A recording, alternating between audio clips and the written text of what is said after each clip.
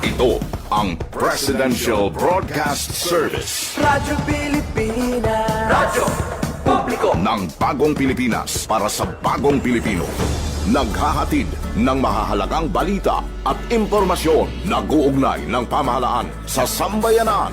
Tulay sa himpapawid ng serbisyo publiko. Radyo Pilipinas. Radyo Publiko. Ang boses ng Pangulo. Sa Iloilo, Radyo Pilipinas. 585 AM. Philippine Standard Time, alas 8:41 na sa aga.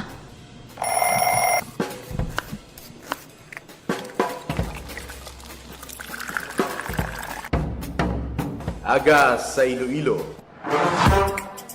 Masako. Magahod. Mapagsik. Panibagong adlaw pagkatapos ng pahuway sang gabi antes. Bag-o nga paglaom. Isa naman kapag himakas sa matahong nga palaabuton. Iloilo Morning, ang programa nga kaupod ninyo sa pamahaw kon aga. Magadulong sa labing ulihi nga balita, mga istorya halin sa Iloilo, kag iban nga bahin sang rehiyon, mga ginahuluhang balan, kag mga trending topic sa social media.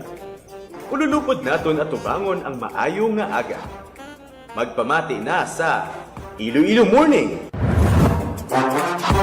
Diri sa 585 kHz sa AM bands ang inyong mga radyo. Radyo Pilipinas Iloilo, the only government radio station in Western Visayas.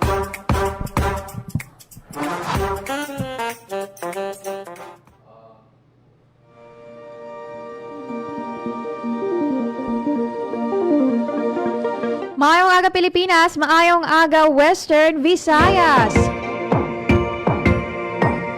Petsa 5 na kita, adlaw sang Martes, bulan sang Mayo, tuig 2026.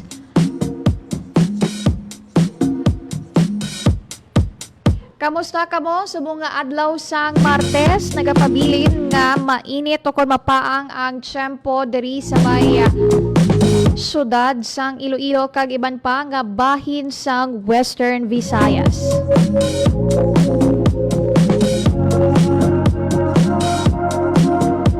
Base subong sa heat index forecast santo sa pag-asa, medyo mataas-taas gawa ang aton nga heat index diri sa may Iloilo City. Sa Iloilo City, ang aton nga expected heat index forecast is 43 degrees Celsius. Sa may Dumangas, Iloilo Province, parehos man, no? 43 degrees Celsius. Ang medyo mataas-taas dito sa may area sang Capiz. Particularly sa may Mambusaw, Capiz, 44 degrees Celsius. Kung madumduman naton ang pag-asa Iloilo may ara sang category, no? Kung sa diin ang danger level category sang pag-asa Iloilo o kung sang pag-asa base man sa may heat index range from 42 to 51 degrees Celsius. Bukod silingon ang heat index nga gina-forecast ang pag-asa sa Iloilo City, Dumangas kag Mambusaw, Capiz, no, nga 43 degrees Celsius kag 44 degrees Celsius ara na sa danger level. So sa mga kauturan naton nga may mga transaksyon or padulungan subong adlaw sa Martes kung mahimo lang, no, nga kung pwede nyo lang, especially sa mga vulnerable sector naton, ang mga katigulangan, ang mga exposed sa mainit nga panahon, kinanglan magbalon gid sang inyong proteksyon. And speaking of, ano na ginatawag natin, nga heat index, magakuha kita sa hindi lang madugay sa Iloilo City Government. Kahibalo naton ang update sa cooling station.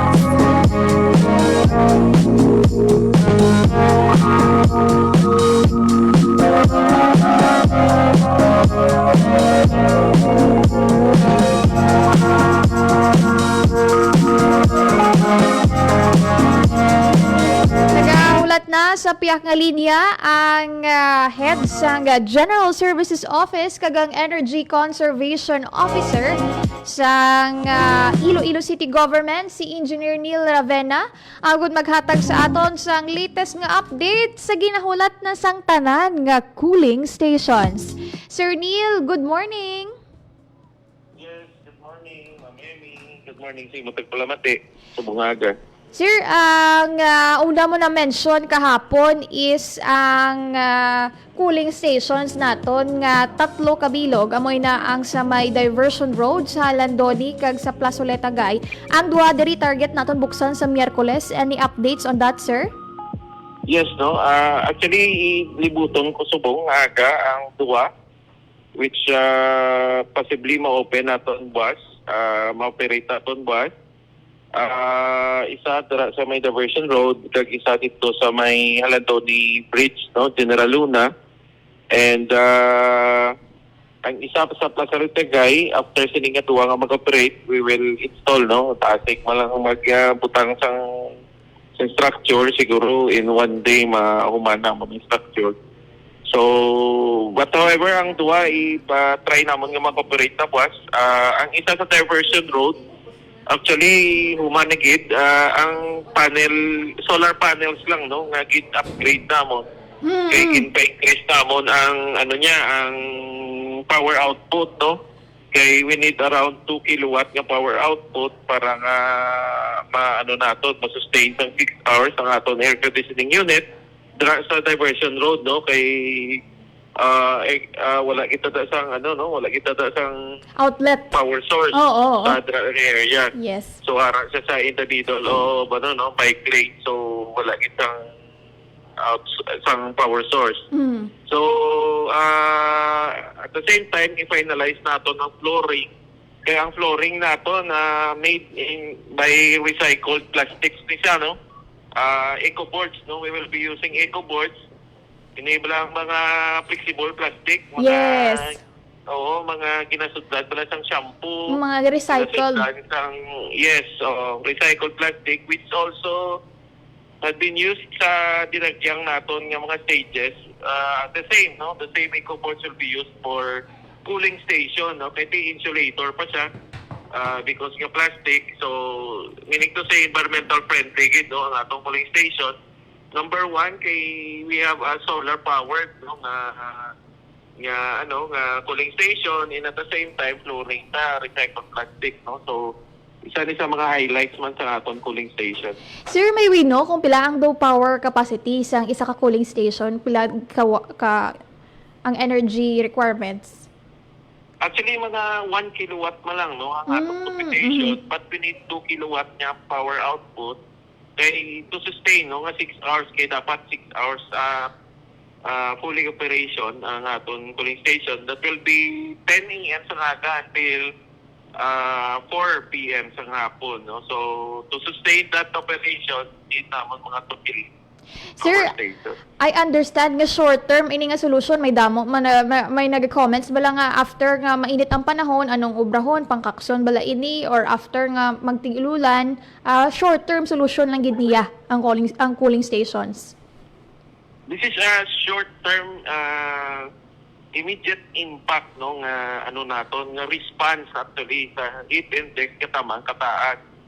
But parisa ni siya naton sang kag hindi ni siya, no, it's not a replacement for planting of trees along diversion road in other areas, no. May program kita ya for Project Transform and at the same time greening projects ang city which is also under sa beautification program sang Iloilo City nga ako man ang nag-ahead. So may ara na kita nagpa-inventory kita ya sang sang native tree kag plants. May ara kita sang itanom, no, nga mga native trees kag inibalan long term ni siya nga solution.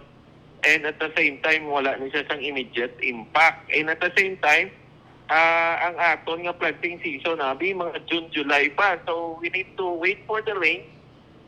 Kay subong hindi siya, no?